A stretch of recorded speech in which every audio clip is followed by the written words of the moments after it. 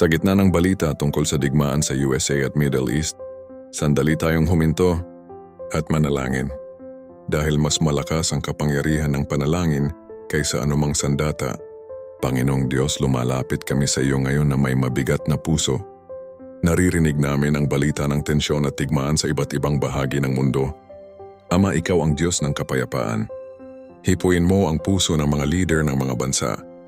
Bigyan mo sila ng karunungan, pagpapakumbaba, at takot sa iyo upang piliin ang kapayapaan kaysa galit.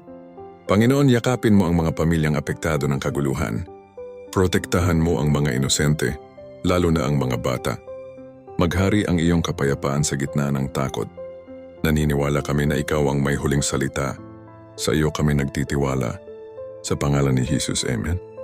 Kung naniniwala ka sa kapangyarihan ng panalangin, i-type ang peace sa comments at i-share ito para mas marami pa tayong magkaisa sa panalangin.